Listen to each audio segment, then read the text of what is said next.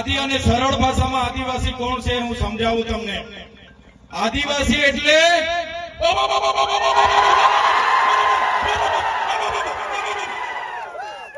આદિવાસી છે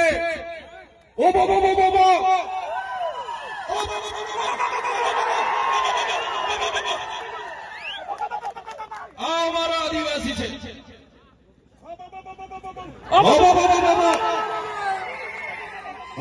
એટલે આપણા દેશમાં આપણું રાજ, આપણા ગામમાં આપણું રાજ।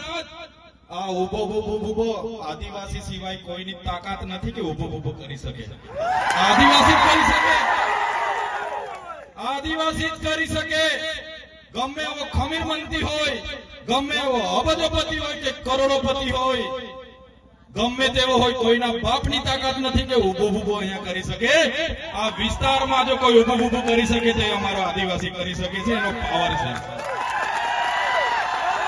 આપણા ગામમાં આપણું રાજ, આદિવાસી એનો માલિક છે, મૂળ માલિક છે। હું ચૈતર વસાવા નથી કહેતો, આદિવાસીઓનો ઇતિહાસ કહે છે, દેશની સુપ્રીમ કોર્ટ કહે છે, દેશનું બંધારણ કહે છે, યુનો કહે છે કે આ દુનિયામાં સૌથી પહેલા જો કોઈ આવ્યું હોય તો એ આદિવાસી છે।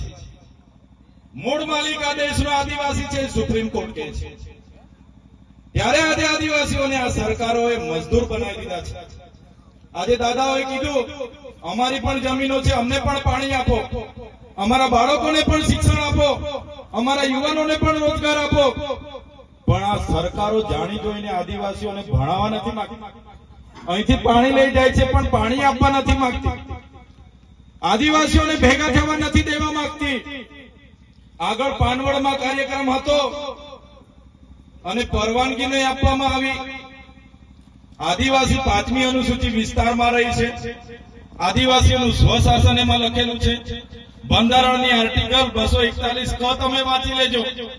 આદિવાસી વિસ્તારમાં જનજાગૃતિના કાર્યક્રમ માટે કોઈ મામલતદાર, ટીડીઓ કે પોલીસની પરવાનગીની અમને જરૂર નથી ભાઈ। અમે આદિવાસી સમાજવાળા છીએ અને જે લોકો આરએસએસ ની વિચારધારા વાળા કેટલાક લોકોને હાથા બનાવીને અમારા કાર્યક્રમ નહીં થાય, ચૈતર વસાવા અહીંયા નહીં આવે, એના માટેના કાર્યક્રમો પોલીસ પર દબાણ કરાવીને રદ કર્યા હોય તો એના 2-3 લોકો અહીંયા પણ આવીને વિડીયો બનાવતા હોય તો બનાવી લેજો। तुमको क्या लगता था नहीं लौटेंगे, तुमको क्या लगता था नहीं लौटेंगे, गलत। जब तक तोड़ेंगे नहीं तब तक छोड़ेंगे नहीं। हमको क्या अंडू पांडू गांडू समझ के रखा है क्या? ये आदिवासी है, आदिवासी, यहाँ आदिवासियों का राज चलेगा। हमें कोईना पर अधिकारों की भीख नहीं मांगता। संविधाનમાં અમારા બાબા સાહેબ અને જયપાલસિંહ મુંડાએ આદિવાસીઓને અધિકારો આપ્યા છે। આ શિડ્યુલ એરિયા છે અને સંવિધાનમાં લખ્યું છે શિડ્યુલ એરિયામાં આદિવાસીઓનું સ્વશાસન, ગ્રામસભાના પાવર છે, રૂઢિગત ગ્રામસભાના પાવરો છે। ત્યારે આજે અમારા આદિવાસીઓને પાર્ટીઓના નામે લડાવવામાં આવે છે, ધર્મ સંપ્રદાયના નામે ભાગ પાડવામાં આવે છે, નવા જૂના નાના મોટા સંગઠનોના નામે વેચી દેવામાં આવ્યા છે।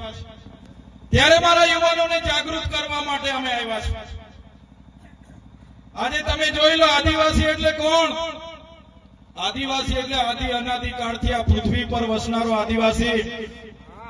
આદિવાસીઓનો ઇતિહાસ તમે વાંચી લેજો, મોહનજોદડો હડપ્પાની સંસ્કૃતિનો ઇતિહાસ વાંચી લેજો, સિંધુ ખીણની સંસ્કૃતિનો ઇતિહાસ તમે વાંચી લેજો।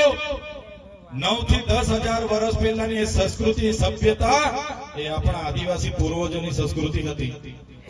તમે રામાયણ ઉઠાવીને વાંચો, સીતા રામાયણમાં સબરી બિલનો ઉલ્લેખ આવે છે, હનુમાનજીનો ઉલ્લેખ આવે છે, નિષાદ રાજાનો ઉલ્લેખ આવે છે।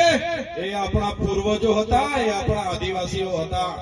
મહાભારત ઉઠાવીને વાંચી જોજો, એમાં જે એકલવ્યની વાત આવે છે, જેનો અંગૂઠો દ્રોણાચાર્ય દ્વારા કાપી લેવામાં આવે છે, એ એકલવ્ય આપણા પૂર્વજ હતા।